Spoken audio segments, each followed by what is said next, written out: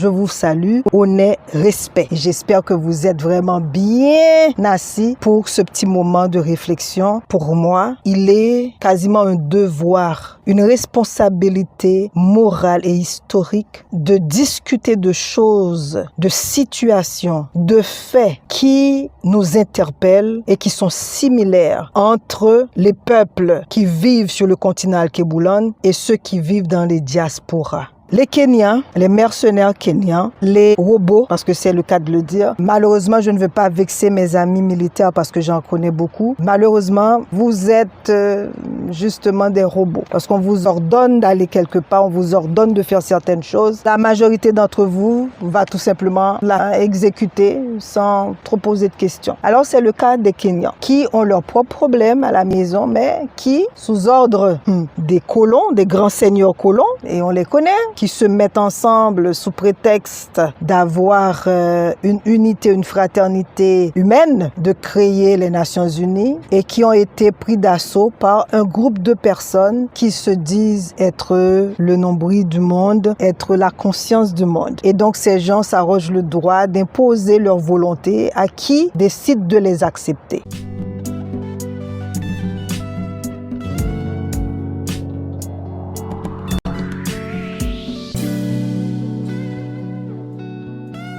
Alors, comme j'ai eu à le dire, les Kenyans sont à la maison. C'est important, mes chers frères africains du continent Alkebulan, mes chers frères et mes chères sœurs de la diaspora africaine, et je mets l'accent surtout sur les afro-descendants et les afro-descendantes, et vous allez comprendre pourquoi. Les Nations Unies, il y a plein de vidéos que j'ai fait là-dessus pour vous expliquer pourquoi Haïti est dans cette situation actuelle. J'ai fait des vidéos pour vous expliquer c'est quoi le rôle des Nations Unies par rapport à ce qui se passe en Haïti, le corps groupe, le Canada, les États-Unis, la France, et j'en passe. J'ai tout expliqué. Donc, si vous voulez avoir plus d'explications, allez sur les vidéos que vous allez voir affichées. Vous pouvez, comme ça, mieux les identifier pour vous référer à ces vidéos-là. Et j'ai pris le temps de vous expliquer et de vous répondre par rapport à ça. Comme ça, on va éviter de réitérer les mêmes propos. Donc, ils ont décidé, parce que ce sont eux les adultes, ce sont eux les plus proches de Dieu, ce sont eux qui connaissent, qui s'y connaissent et qui savent ce qui est bien pour nous. Ils ont imposé leur présence à travers les Nations Unies. Et comment ils ont fait? Ils ont essayé. Et comme vous savez, ces gens ne veulent plus, comme le général français l'avait dit, on ne va plus faire les choses de façon pompeuse. On va s'imposer de manière insigneuse. Comme ça, les gens ne verront pas les coups qu'on va leur porter. Il l'a dit dans une des vidéos et ça avait fait le tour du monde. Plusieurs de mes confrères, plusieurs de mes consoeurs ont eu à utiliser cet extrait de vidéo pour faire passer certains points et mieux faire comprendre à nos populations de quoi il en est question. Alors, je ne vais pas le reprendre. Donc, il a expliqué. Et on a pu voir que maintenant, ils ne peuvent pas nous mettre les chaînes aux pieds. Ils ne peuvent pas se montrer parce que l'échec des Nations Unies en Haïti a été tel qu'ils n'ont pas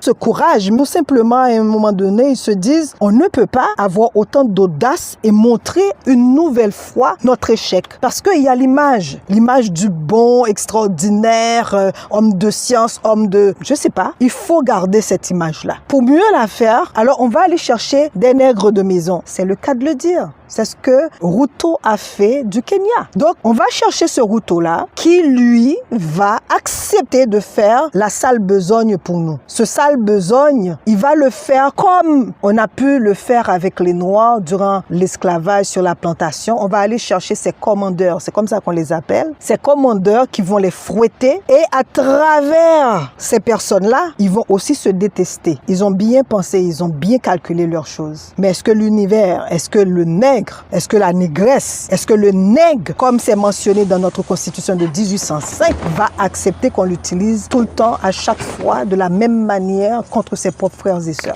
Alors, on va aller de façon plus pédagogique. Donc, ils ont décidé que on va passer autrement, donc on fera moins de bruit, mais ce serait toujours les mêmes coups de poing, les mêmes coups de pied, les mêmes gifles, et on va le faire de façon insigneuse à travers leurs propres frères. Et on a des désigner les Kenyans. Et Ruto, qui est un homme de service, un homme qui, on sait, qui a ses propres dossiers aux États-Unis et donc ces boulots-là qu'il fait pour s'enrichir sur le dos des Kenyans, eh bien, il a décidé que je vais être cet homme demain et je vais envoyer par ma propre volonté, non celle de la majorité kenyane, je vais prendre cette décision pour bien servir mon chef, mon colon, mon seigneur. Et c'est ainsi qu'il a décidé, contre la volonté des Kenyans, à mener leurs troupes sur cette terre bénie, sur cette terre de liberté, sur cette terre d'émancipation, d'humanité nègre sur cette terre. Alors,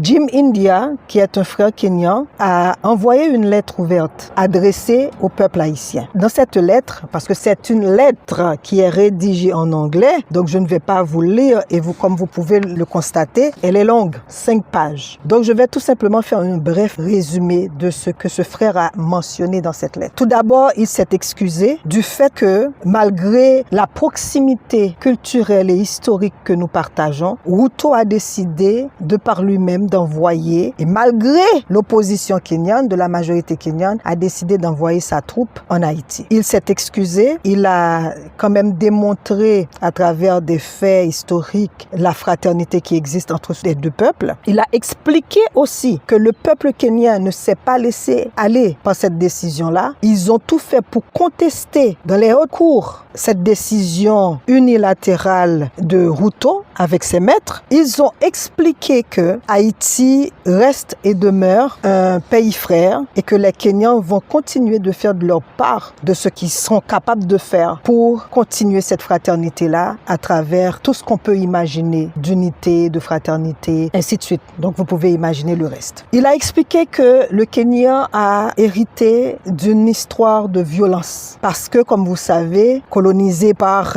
l'Angleterre, les marques en fait restent indélébiles. Ce sont les mêmes marques en fait, les mêmes traumas que nous vivons, que nous avons expérimenté et que nous continuons d'expérimenter à travers cette nouvelle colonisation que beaucoup d'entre nous refusent d'admettre. Il a parlé que ils ont de sérieux problèmes au niveau national. Il a aussi parlé que l'armée kenyane a une histoire de violence sur la population. Il a mentionné les élections qu'il y a eu, je crois, en 2017. En fait, 54% d'exactions sexuelles ont été commises sur des femmes par des militaires et sur des enfants. Il a expliqué que c'est pas une armée qui est recommandable pour aller ailleurs et même pour rester chez eux parce qu'il faut énormément de travail parce que c'est une armée qui est malade et que la violence reste leur première solution, leur première manière de faire et d'agir. Il a parlé le fait qu'ils ont pris des corps qu'ils ont fait disparaître enfin que des exactions. Et à un moment donné, pour finir, il a dit « J'en suis désolé Haïti. Sorry Haiti. Sorry Haïti. » Et il a expliqué qu'il faut éviter ces militaires-là, qu'il ne faut pas rester près de ces gens-là, que ces gens, on ne peut pas leur faire confiance, qu'il faut vraiment les éviter à tout prix. Ça, c'est notre frère, comme j'ai eu à le dire, Jim India, qui est aussi un activiste ou un militant des droits de la personne. Ça, c'est une situation très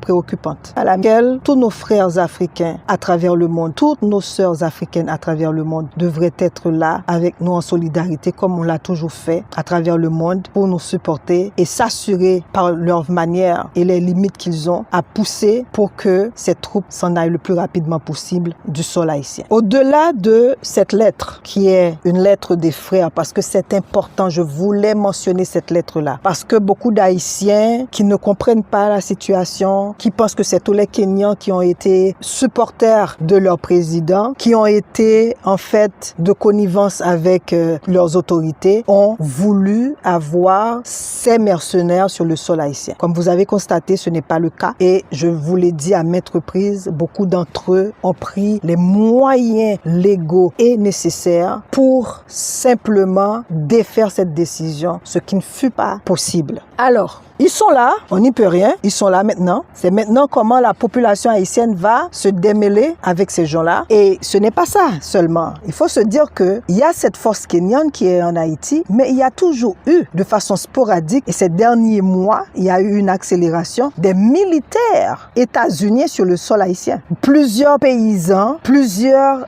Haïtiens des milieux ruraux ont reporté par vidéo, des fois on a même saisi leur appareil, filmait ces colons débarqués en Haïti. Et quand je dis colons, vous savez ce qui est difficile pour beaucoup d'entre nous, c'est que on s'en rend compte qu'il y a des colons kamites avec eux, il y a des colons yamnaya avec eux, il y a des colons qui proviennent de pays appauvris comme nous, qui font partie de leur contingent, qui sont des militaires et qui sont là pour faire le sale besogne. Pour ces pays-là, ces bourgeoisies qui ne voient que le vol des ressources naturelles, l'exploitation des ressources humaines dans nos pays. C'est très préoccupant. Et la manière qu'ils le font, c'est que on ne voit que les Kenyans, au point qu'on oublie leur présence sur le sol haïtien. Et ça, je veux absolument le rappeler au peuple haïtien. Il n'y a pas que des colons kenyans, que des mercenaires kenyans sur le sol haïtien. Il y a aussi des États-Uniens enrôlés dans leur armée qui sont en Haïti. Il y a des Canadiens, il y a des Français. C'est un contingent international. Donc, il ne faut pas simplement rester sur les Kenyans, même s'ils ont de sérieux problèmes.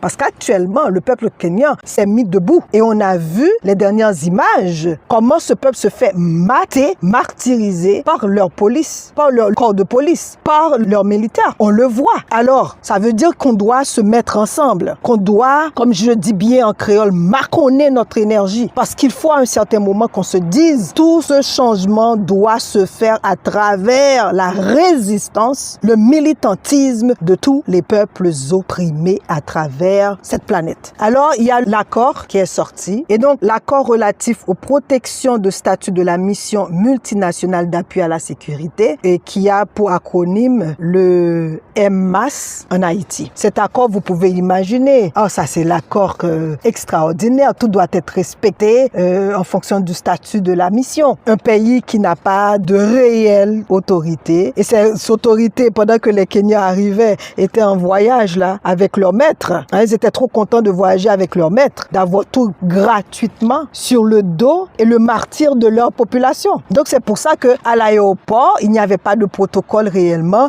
Les Kenyans sont arrivés là, ont sorti leur drapeau, ont commencé à danser, ont fait certaines choses qui, en temps normal, tu ne le verrais pas dans un pays sérieux. Et il y a des journalistes qui sont là, qui ne comprennent rien au niveau historique, qui n'ont pas de base ou de formation adéquate, qui étaient là, qui étaient contents, qui étaient sous le charme de ces mercenaires qui venaient et dont le peuple kenyan avait mal au ventre de voir à la télé parce qu'ils savent ce que ces hommes sont capables de faire. Donc, on a ce corps-là qui a carrément la capacité totale de communication, de décider les endroits ou tout ça. Dans ce rapport, dans cet accord-là aussi, il mentionne d'avoir des ports qui n'ont pas été des ports anciennement identifiés au niveau national. Et il n'y a vraiment aucune capacité pour l'État haïtien, bon, de toute façon, on n'en a pas, hein, on va pas se mentir, de vérifier, de regarder effectivement ce qui se passe, qui viennent, qui rentrent, qui sortent du pays. Donc, comme les États-Unis ont eu à le faire, la troupe états-unienne en Irak, ils peuvent voler tout ce qu'il y a, ils peuvent extirper toute la richesse et partir avec, et il va y rien d'avoir comme conséquence. Et ce qu'ils peuvent aussi faire. Donc, ce qui veut dire que la porte est ouverte, faites ce que vous voulez, sous prétexte que vous venez nous délivrer de je ne sais quoi, pour quelle raison, parce que on sait pertinemment que s'il fallait réellement se débarrasser de ces milices, facilement, la police haïtienne, d'ailleurs, certains policiers l'ont dit, on a tout ce qu'il faut, mais puisque la police est politisée, on ne peut pas faire notre travail. Donc, on n'avait pas réellement besoin de ces mercenaires kenyans pour fouler le sol de cette terre de liberté. Donc, voilà la situation. Maintenant, la Constitution impériale de 1805 nous dit clairement que quelle que soit la mélanine du colon, s'il vient dans l'optique de nous asservir, s'il vient dans l'optique de prendre notre souveraineté, de nous arracher notre indépendance, on doit se lever d'un seul homme comme une seule femme et combattre jusqu'à la mort. Notre Notre constitution nous donne ce droit de nous défendre. Et malheureusement, pour beaucoup d'entre nous, avec ces éléments qui nous ont été mis dans la tête, dans notre subconscient, beaucoup d'Haïtiens passent leur temps, beaucoup d'Haïtiens gaspillent leur énergie, leur souffle à radoter sur le fait que ces Kenyans sont laids, ils sont ceci, ils sont cela, ils ont des maladies, ils ont le sida. C'est pas ça le problème réellement. Et je veux que mes frères haïtiens le comprennent et je veux que mes frères et mes sœurs africains qui regardent cette vidéo le comprennent aussi très bien. Nos ancêtres africains qui se sont battus pour nous donner cette terre avaient et provenaient de différents endroits, de différentes contrées sur le continent. Parce que déjà, il y avait cette diversité et il y avait des déplacements à l'intérieur du continent. Et c'est pour ça que lorsqu'on va faire notre test d'ADN, on va se rendre compte que on a 5% de Ghana, on a 10% de ceci, on a 5% de là, 24% de ceci, parce que justement, nous sommes une diversité et Haïti représente et est le continent Alkebulan en miniature. Et donc, c'est très bête de notre part et c'est une incompréhension historique et intellectuelle qui fait en sorte que des Haïtiens vont se moquer des Kenyans parce qu'ils sont laids, ils sont trop foncés, ils sont trop ceci, ils sont trop cela. Qu'est-ce qui nous dit qu'un Yamnaya peut faire de beaux enfants? Qu'est-ce qui nous dit qu'un Yamnaya peut avoir un bon ADN et avoir des enfants sains? Qu'est-ce qui nous dit qu'un Yamnaya ne peut pas avoir des enfants qui ont des problèmes d'handicap? Alors, ça n'a rien à voir avec la couleur de peau, la provenance des gens. Ce que notre constitution nous dit et ce que tout bon sens, tout peuple souverain qui sait qui il est, qui comprend son histoire, qui comprend sa provenance, qui comprend les efforts et les sacrifices faits par leurs aïeux, vont savoir que quelle que soit la couleur, quelle que soit la culture de l'envahisseur, on va se mettre debout contre lui, point final. Et donc, il faut arrêter cette stupidité où l'on fait appel aux femmes haïtiennes de ne pas coucher avec les Kenyans. Alors, vous allez nous dire quoi? Donc, maintenant, vous n'allez pas coucher avec les Kenyans parce qu'ils sont noirs. Vous allez avoir des enfants laids. Donc, il faut coucher avec des Yamnaya. Si ce n'est pas une question de complexe, si ce n'est pas une question d'incompréhension de soi, de l'histoire, pourquoi on va sortir de telles aberrations? Alors, je vais vous dire, dans ce que nous subissons actuellement, il faut que le peuple haïtien se rallie. Il faut que la diaspora haïtienne, parce que elle a au moins cette capacité, cette latitude de se réunir, de se parler, même si on sait qu'on est écouté, même si on sait qu'on peut être autrement bafoué, on a cette responsabilité-là, en tant qu'Haïtien, Haïtien d'origine, en tant qu'être humain, de revendiquer notre souveraineté. Parce que je suis plus que certaine que là où nous vivons, là où nous sommes, s'il advienne qu'un peuple nous agresse, on va se mettre debout avec ces pays d'accueil. Parce que ces pays, d'une façon ou d'une autre, a été bon pour beaucoup d'entre nous. Donc, à plus forte raison qu'un pays où votre corde ombilical a été coupé, on a une responsabilité d'honorer nos ancêtres. Alors, comme je le dis, parce qu'il ne faut pas juste durer pour durer dans cette vidéo-là, je voulais absolument que vous compreniez et que vous allez regarder les vidéos où j'ai eu à expliquer la venue des Kenyans, pourquoi nous sommes là, quel a été l'apport, le travail, la manipulation, toute la pensée de reconquête, de continuation de colonisation de ces pays qui disent amis, de ces pays qui disent être les défenseurs des droits de la personne, les défenseurs de la souveraineté, parce qu'on a eu à le voir avec Ukraine. Ils sont en train de se battre là et ils donnent l'argent ici, ils donnent des munitions là-bas pour que l'Ukraine garde leur indépendance, mais ils peuvent pas le voir pour les autres pays, comme le Congo, comme Haïti, comme différents autres pays noirs. Donc, il faut que ça soit clair pour vous qui me regardez. La réalité haïtienne est la même chez vous. Ce sont les mêmes scénarios avec des acteurs différents. Je vous le dis, je vous le répète. Soyons lucides et regardons réellement les faits et la réalité. La deuxième chose que je voulais, à travers cette vidéo, c'est redire à mes frères haïtiens que ce n'est pas le moment, que c'est plus le moment d'avoir et d'exercer nos préjugés, de complexer sur nos frères. Pour moi, ils ne sont pas des frères. Ceux qui sont en Haïti ne sont pas des frères. Il faut faire cette différence. Il y a une nuance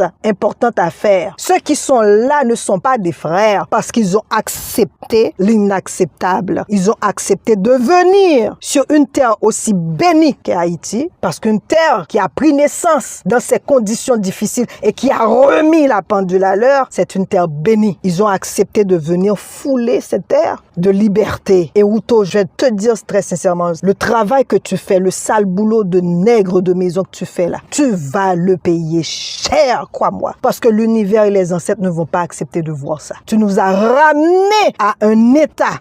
Les mots qui me passent par la tête, je préfère ne pas le dire. Tu nous as ramenés à cet état-là. Et tu penses que tu vas continuer à galvauder, à radoter, à gaspiller les deniers de ton pays, à martyriser le peuple kényan, à vouloir faire le petit nègre amuseur. Tu ne vas pas pouvoir continuer ainsi. Tous ces dictateurs, ces imbéciles qui acceptent de coopérer et d'humilier leur population, de les mettre dans des situations de misère abjecte, vous allez voir, vous n'allez pas bien finir. Je vous le dis, ça c'est la réalité.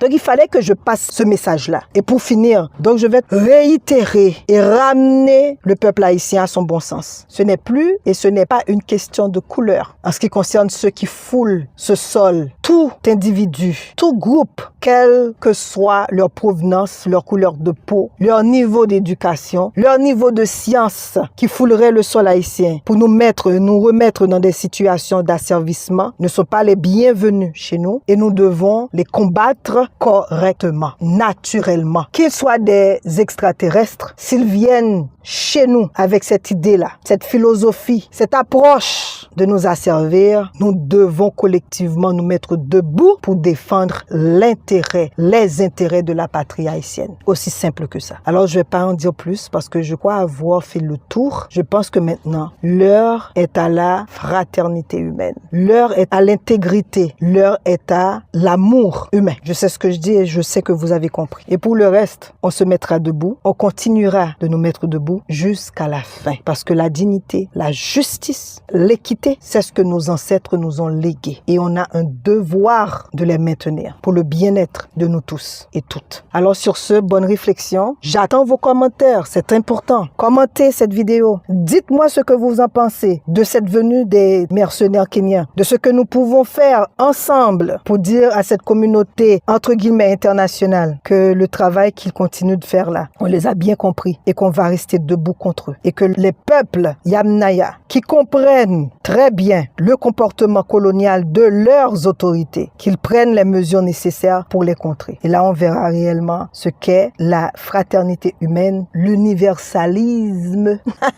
que nous aimons tant répéter. On verra bien si ces concepts sont creux ou s'ils sont réels à travers les actions tangibles. Sur ce, Kembe Jam Palagé, beaucoup de câlins et à la semaine prochaine.